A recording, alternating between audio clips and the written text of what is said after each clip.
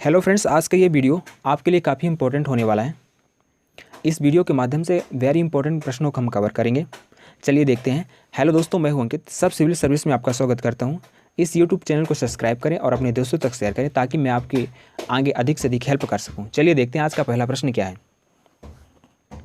देखिए, आज का जो फर्स्ट प्रश्न है इसमें दिया गया है, गजनी के भारत पर आक्रमण का उद्देश्य क्या था। जब वो भारत आया तो उसके आक्रमण का क्या उद्देश्य था। इसके 4 ऑप्शन दिए गए हैं। इस्लाम का प्रचार करना था, गजनी साम्राज्य का विस्तार करना था, मूर्तियों को तोड़ना, मंदिरों को लूटना था, और चौथा ऑप्शन है मध्य एशिया में एक बड़े साम्राज्य की स्थापना के लिए धन प्राप्त करना था। तो इसका सही आंसर होगा चौथा। इसका सही आंसर डी होगा। इसका क्या उद्देश्य था कि इसका मध्य एशिया में एक बड़े साम्राज्य की स्थापना करना के लिए इसने धन प्राप्त करने के लिए भारत आया था। चलिए अगला जो प्रश्न है, इसका दूसरा प्रश्न दिया गया है, आगरा नगर की स्थापना किसके द्वारा की गई थी। जो आगरा नगर बसा हुआ है इसकी स्थापना किसने की थी। तो देखिए, फर्स्ट ऑप्शन है फिरोज तुगलक ने किया था, मोहम्मद बिन तुगलक ने किया था, अलाउद्दीन खिलजी ने किया था, और सिकंदर लोदी ने किया था। तो जी इसका सही आंसर होगा, क्या आप बताएंगे। चौथा आंसर होगा डी नंबर, सिकंदर लोदी ने आगरा शहर की स्थापना की थी। ये वेरी इंपॉर्टेंट प्रश्न है दोस्तों, कई बार रिपीट हो चुका है। चलिए अगला प्रश्न देखते हैं। लोदी वंश का अंतिम शासक कौन था। इसके 4 ऑप्शन दिए, बहलो लोदी को, इब्राहिम लोदी को, दौलत खां लोदी को, और सिकंदर लोदी को। तो इसका सही जो आंसर होगा, इब्राहिम लोदी को लोदी वंश का अंतिम संस्थापक माना जाता है। ठीक है, देखिएगा ऐसे प्रश्न आपके जो एमपी पुलिस है इसमें काफ़ी पूछे जाते हैं डायनेस्टी से, कि उस वंश का रिलेटेड कौन है, उस वंश की स्थापना किसने की थी। इस उद्देश्य को देखते हुए मैंने ये प्रश्न रखा था। चलिए अगला प्रश्न देखते हैं। यात्री इब्न बतूता कहाँ से आया था। जो यात्री इब्न बतूता है ये कहाँ से आया था। इसके 4 ऑप्शन दिए गए, मोरक्को से आया था, फारस से आया था, तुर्की से आया था, मध्य से आया था। तो इसका सही आंसर होगा कि जो यात्री इब्न बतूता है ये मोरक्को से आया था। कहाँ से आया था, मोरक्को से आया था। चलिए अगला प्रश्न है, किसने इक्तादारी प्रथा चलाई थी। जो इक्तादारी प्रथा है इस किसने चलाई, ये भी इंपॉर्टेंट प्रश्न है। किसने इक्तादारी प्रथा चलाई थी। फिरोज तुगलक, मोहम्मद बिन तुगलक, इल्तुतमिश और गयासुद्दीन तुगलक। जो इसका सही आंसर होगा सी नंबर, इल्तुतमिश ने इक्तादारी प्रथा चलाई थी। सल्तनत काल का ही शासक कौन था, इल्तुतमिश। चलिए अगला देखते हैं। भारतीय संविधान में समवर्ती सूची की अवधारणा ली गई। जो भारतीय संविधान है हमारा उसमें समवर्ती सूची की अवधारणा कहाँ से ली गई, किस देश से ली गई। इसके 4 ऑप्शन है, कनाडा, ऑस्ट्रेलिया, यूएसए और ग्रेट ब्रिटेन। तो इसका जो सही आंसर होगा दूसरा होगा, ऑस्ट्रेलिया से लिया गया। कहाँ से लिया गया, ऑस्ट्रेलिया से। इसका सही आंसर होगा। चलिए अगला प्रश्न देखते हैं।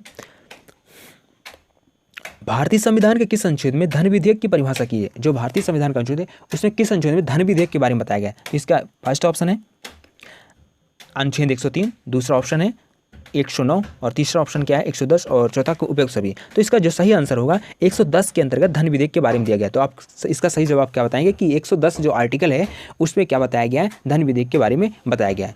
चलिए अगला प्रश्न देखते हैं। 8वां प्रश्न है, भारतीय संविधान के किस अनुच्छेद के अंतर्गत वित्त आयोग का गठन किया गया है। वित्त आयोग के बारे में किस अनुच्छेद में बताया गया। जो भारतीय संविधान का अनुच्छेद किस अनुच्छेद में बताया गया। तो इसके जो 4 ऑप्शन दिए गए हैं, फर्स्ट ऑप्शन है अनुच्छेद 249, अनुच्छेद 280, अनुच्छेद 368 और अनुच्छेद 270। तो इसका जो सही आंसर होगा, क्या आप बताएंगे, 280 के अंतर्गत किसका गठन किया गया, वित्त आयोग। वित्त आयोग क्या आप बोलेंगे, सही आंसर बी नंबर होगा 280। वित्त आयोग के बारे में किसमें है, 280 पे। चलिए अगले प्रश्न देखते हैं। भारतीय संविधान का कौन सा अनुच्छेद नई अखिल भारतीय सेवा की स्थापना का प्रावधान करता है। इसका फर्स्ट ऑप्शन दिया गया है अनुच्छेद 311, अनुच्छेद 312, अनुच्छेद 313, अनुच्छेद 324। तो इसका सही जो आंसर होगा आपका बी नंबर होगा कि अखिल भारतीय सेवा के गठन का अनुच्छेद 312 में दिया गया है। चलिए अगला देखते हैं। 10वां प्रश्न है, जोजिला दर्रा जोड़ता है, ये किसको जोड़ता है। तो इसका सही जो आंसर होगा श्रीनगर और लेह को जोड़ता है। किसको जोड़ता है, श्रीनगर और लेह को। जो रास्ता है वो जोजिला दर्रा से होकर ही गुजरता है। चलिए अगला प्रश्न है 11वां नंबर, निम्नलिखित में से कौन सा नदी का उद्गम भारत में नहीं है। अब ये 4 नदियाँ दी गई हैं। फर्स्ट में कावेरी का उद्गम क्या भारत में है कि नहीं, नर्मदा, ब्रह्मपुत्र और गंगा। तो इसका सही जो आंसर होगा दोस्तों, ब्रह्मपुत्र नदी जो है ये हमारे भारत में नहीं निकलती है। इसका उद्गम जो है भारत से बाहर है। ये हमारे यहाँ असम में प्रवेश करती, असम से प्रवेश करती है हमारे इंडिया पे। ओके, चलिए अगला प्रश्न देखते हैं। 12वां प्रश्न है, भारत के डेल्टा बनाने वाली नदियां हैं। जो भारत के डेल्टा बनाती हैं वो कौन सी नदियां हैं। गंगा नदी, महानदी, फर्स्ट ऑप्शन है गंगा नदी, महानदी, नर्मदा, क्या ये डेल्टा बनाती है? इसमें नर्मदा डेल्टा नहीं बनाती। देखिए डेल्टा के बारे में थोड़ा सा आपके कुछ कवर कर दूं, जो पूर्व की तरफ नदियाँ बह जिनका फ्लो पूरब की तरफ होगा वो डेल्टा बनाएगी, और जिनका फ्लो कहाँ पर होगा, जो नदियाँ पश्चिम की तरफ बहेगी वो डेल्टा नहीं बनाएगी। तो इसमें फर्स्ट ऑप्शन नर्मदा नदी पश्चिम की ओर बहती है, जिसके कारण से ये डेल्टा नहीं बनाएगी, तो ये ऑप्शन तो कट गया। दूसरा ऑप्शन में दिया गया है कृष्णा, गोदावरी और ताप्ती।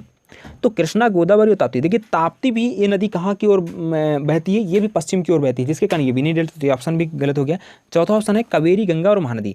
कावेरी, गंगा और महानदी ये पूरब की ओर ही इनका फ्लो है, इस कारण से ये क्या बनाती हैं, ये तीनों ही डेल्टा बनाती है, तो इसका सही आंसर होगा सी नंबर। ठीक है, चौथा देखने की जरूरत ही नहीं क्योंकि उसने नर्मदा दिया है। चलिए अगला 13 नंबर देखते हैं। 13वां प्रश्न है मानस पशु बिहार किस राज्य में स्थित है? जो ये फेमस प्रश्न है, मानस पशु बिहार, इसको आप ध्यान रखिएगा, असम पे है। कहाँ पर है? असम पे, असम पे। चलिए अगला प्रश्न देखते हैं। अभ्यारण्य राइनो के लिए जाना जाता है, जो अभ्यारण्य राइनो, राइनो एक जीव है, ये कौन से अभ्यारण्य में जाना जाता है, कहाँ पर है? तो देखिएगा काजीरंगा, किस अभ्यारण्य में है? काजीरंगा के लिए राइनो जाना जाता है। राइनो कहाँ पाया जाता है? काजीरंगा, ये कहाँ पर है? असम पे। इसको ध्यान रखिएगा, ये प्रश्न काफ़ी पूछा जाता है कि काजीरंगा राष्ट्रीय उद्यान कहाँ पर है? असम पे है। चलिए अगला देखते हैं। प्रश्न नंबर 15 है निम्नलिखित में से किसका पुराना नाम ईसागढ़ था? जो ईसागढ़, ईसागढ़ के नाम से किस जिले को पुराना नाम जानते थे कि वर्तमान में कौन सा जिला है? तो धार, खांडवा, विदिशा और गुना। तो इसका सही आंसर क्या होगा आपका? गुना। गुना को हम ईसागढ़ के नाम से जानते थे। चलिए अगला प्रश्न है कुनो वन्य जीव अभ्यारण्य मध्य प्रदेश के किस जिले में स्थित है? जो कुनो, तो इसका सही आंसर क्या होगा देख लेते हैं। फर्स्ट ऑप्शन में श्योपुर, दूसरा है रतलाम, तीसरा है भिंड और चौथा है राजगढ़। तो इसका जो सही आंसर होगा श्योपुर होगा। सही आंसर क्या होगा? श्योपुर। तो कुनो वन्य जीव अभ्यारण्य कहाँ पर है? श्योपुर में। चलिए अगला प्रश्न देखते हैं। मध्य प्रदेश पश्चिम बंगाल में रानीगंज का संबंध है। जो पश्चिम बंगाल का एरिया रानीगंज किसके लिए फेमस है? देख लीजिए इसमें 4 ऑप्शन दिए गए, लोहा अयस्क के लिए, कोयला क्षेत्र के लिए, मैग्नीज के लिए, कॉपर के लिए। तो इसका जो सही आंसर होगा कि जो रानीगंज जो पश्चिम बंगाल में पाया जाता है वो आपके कोयला क्षेत्र के लिए प्रसिद्ध है। किसके लिए? कोयला के लिए। चलिए अगला प्रश्न देखते हैं। मध्य प्रदेश में बाघ की गुफाएं कहाँ स्थित हैं? मध्य प्रदेश में बाघ की गुफाएं, इसके 4 ऑप्शन खंडवा, इटारसी, धार और मंदसौर। तो जो इसका सही आंसर होगा मध्य प्रदेश की जो बाघ की गुफाएं धार पे स्थित है। कहाँ पर है? धार पे। चलिए 20वां नंबर प्रश्न है चंबल नदी कहाँ से निकलती है? तो इसका फर्स्ट ऑप्शन दिया है महू के निकट जानपाव पहाड़ी से निकलती है, धार की पहाड़ी से निकलती है, काकरी इंदौर से निकलती है, रतलाम के पास। सही आंसर होगा इसका महू के निकट जानपाव पहाड़ी से चंबल नदी का उद्गम होता है। चलिए अगला प्रश्न है मध्य प्रदेश का सबसे बड़ा बांध कौन सा है? तो मध्य प्रदेश का सबसे बड़ा बांध गांधी सागर बांध, बाढ़ सागर बांध, अर्जुन सागर बांध, तावा बांध। इसका सही आंसर जो होगा डी नंबर होगा। कौन सा होगा? डी नंबर, तावा बांध। मानव हृदय में कितने कोष्ठ होते हैं? मानव हृदय में कितने चेंबर होते हैं? देखिए जो ह्यूमन हार्ट होता है उसमें कितने चेंबर होते हैं? तो 4 चेंबर होते हैं। जब हम साइंस के सीरीज कवर करेंगे, साइंस के 2 पार्ट डल चुके हैं, आप वहाँ जाके इसको देख सकते हैं। चलिएगा अगला प्रश्न देखते हैं। गुर्दा की कार्यात्मक यूनिट क्या है? जो गुर्दा है, गुर्दा जिसको आप क्या बोलते हैं किडनी, इसकी कार्यात्मक इकाई क्या होती है? तो क्या होती है? नेफ्रॉन। क्या हो गया सही आंसर? आप बोलेंगे नेफ्रॉन। चलिए अगला प्रश्न है निम्नलिखित में से सर्वाधिक ऊर्जा प्रदान करता है? सर्वाधिक ऊर्जा आपको कौन प्रदान करता है? तो सर्वाधिक ऊर्जा कार्बोहाइड्रेट, प्रोटीन, विटामिन, खनिज लवण। तो सर्वाधिक ऊर्जा आपको कौन प्रदान करता है? कार्बोहाइड्रेट। इसका सही आंसर क्या होगा? कार्बोहाइड्रेट सर्वाधिक ऊर्जा प्रदान करता है। चलिए अगला प्रश्न देख लेते हैं। प्रोटीन को निम्नलिखित में से क्या माना जाता है? प्रोटीन को निम्नलिखित से क्या माना जाता है? शरीर, फर्स्ट ऑप्शन शरीर के निर्माण करने वाला है, ऊर्जा उत्पादन करने वाला है, विनिमायक है और स्थलपूर्ण। जो प्रोटीन होती है हमारे शरीर के निर्माण में सहायक होती है। तो इसका सही आंसर क्या होगा कि प्रोटीन हमारे शरीर के निर्माण में सहायक करती है। चलिए अगला देखते हैं। 26 नंबर पर से राष्ट्रीय विज्ञान दिवस कब मनाया जाता है? तो राष्ट्रीय विज्ञान दिवस जो है 28 फरवरी को मनाया जाता है। कब? 28 फरवरी इसका सही आंसर होगा। चलिए अगला प्रश्न देखते हैं। भारत में राष्ट्रीय उपभोक्ता अधिकार कब मनाया गया? कब मनाया जाता है? भारत में जो राष्ट्रीय उपभोक्ता अधिकार कब मनाया जाता है? तो दिवस कब मनाया जाता है? तो आप इसका सही आंसर क्या बताएंगे? 24 दिसंबर को राष्ट्रीय उपभोक्ता अधिकार दिवस मनाया जाता है।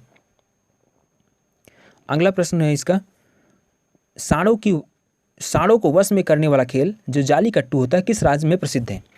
फर्स्ट ऑप्शन है केरल, आंध्र प्रदेश, तमिलनाडु और कर्नाटक। ये वेरी फेमस प्रश्न आप लोग जानते होंगे। जो तमिलनाडु है, तमिलनाडु वहाँ पर क्या होता है? जाली कट्टू खेल प्रसिद्ध है। चलिए एशियाई खेल की मेज़बानी करने वाला एशियाई खेल की मेज़बानी करने वाला पहला देश कौन सा है? कोरिया, भारत, जापान या चाइना। तो इसका सही आंसर होगा भारत। एशियाई का जो सबसे पहले मेज़बानी किसने किया? भारत ही ने किया। एशियाई खेल की स्थापना 1951 में। ठीक है। शतरंज में एक बोर्ड में कितने वर्ग होते हैं? जो शतरंज होता है इसमें एक बोर्ड में कितने खाने होते हैं? तो आसान 54, 64, 56 और 72। तो सही इसका आंसर हो क्या होगा 64। तो वर्ग के एक बोर्ड में शतरंज जो होता है इसके एक वर्ग में 64 खाने होते हैं। थैंक यू दोस्तों।